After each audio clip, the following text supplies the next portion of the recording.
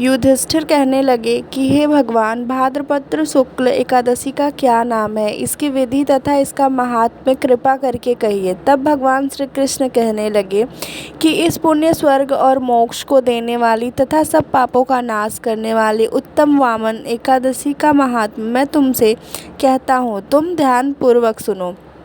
यह पद्म परिवर्तनी एकादशी जयंती एकादशी भी कहलाती है। इसका यज्ञ करने से वाजपेय यज्ञ का फल मिलता है। पापियों के पाप नाश करने के लिए इससे बढ़कर कोई उपाय नहीं। जो मनुष्य इस एकादशी के दिन मेरी वामन रूप की पूजा करता है, उससे तीनों लोग पूज्य होते हैं। अतः मोक्ष की इच्छा करने वाले मनुष्य इस व्रत को अवश्य करें।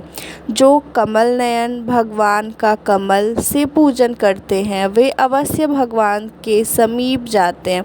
जिससे भाद्रपद शुक्ल एकादशी को व्रत और पूजन किया, उसने ब्रह्मा विष्णु सहित तीनों लोकों का पूजन किया। अतः हरिवासर अर्थात एकादशी का व्रत अवश्य करना चाहिए।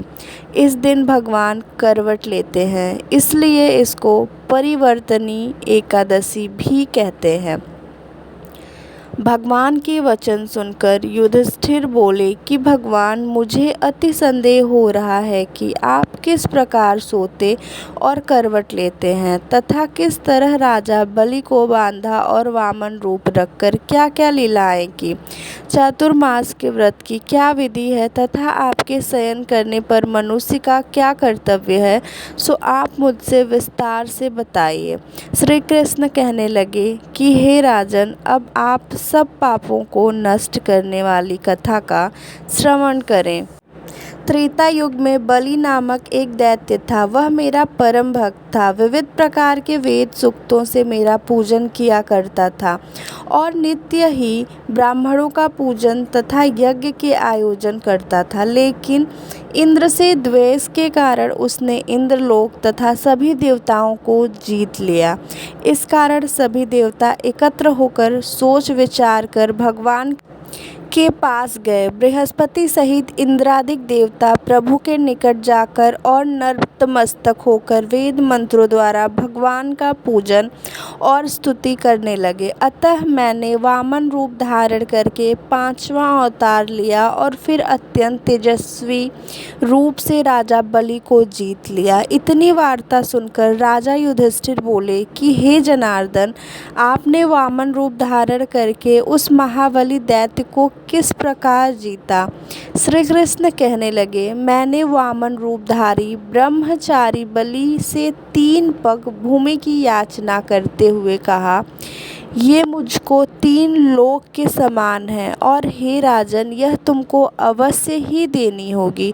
राजा बलि ने इसे तुच्छ याचना समझकर 3 पग भूमि का संकल्प मुझको दे दिया और मैंने अपने त्रिविक्रम रूप को बढ़ाकर यहाँ तक कि भूलोक में पद, भूलोक में जंघा, स्वर्गलोक में कमर, महलोक में पेट, जनलोक में हृदय, यमलोक में कंठ की स्थापना कर सत्यलोक में मुख, उसके ऊपर मस्तक स्थापित किया। सूर्य, चंद्रमा आदि सब ग्रहगण, योग नक्षत्र, इंद्रादिक देवता और शेष आदि सब नागगणों ने विविध प्रकार से वेद सूक्तों से प्रार्थना की।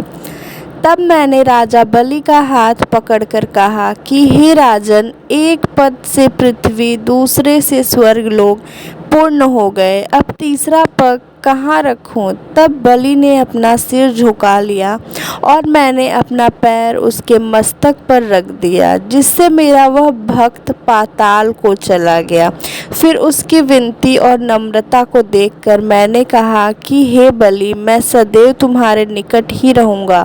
विरोचन पुत्र बलि ने कहने पर भाद्रपद शुक्ल एकादशी के दिन बलि के आश्रम पर मेरी मूर्ति स्थापित हुई। इसी प्रकार दूसरी झीर सागर में शेषनाग के पृष्ठ पर हुई। हे राजन, इस एकादशी को भगवान शयन करते हुए करवट लेते हैं, इसलिए तीनों लोकों के स्वामी भगवान विष्णु का उस दिन पूजन करना चाहिए। इस दिन तांबा, चांदी, चावल और दही का दान करना उचित है। रात्रि को जागरण अवश्य करना चाहिए। जो विधि पूर्वक इस एकादशी का व्रत करते हैं वे सब पापों से मुक्त होकर स्वर्ग में जाकर चंद्रमा के समान प्रकाशित होते हैं और यश पाते हैं। जो पापनाशक इस कथा को पढ़ते या सुनते हैं उनको 1000 अश्वमेध यज्ञ का फल प्राप्त होता है।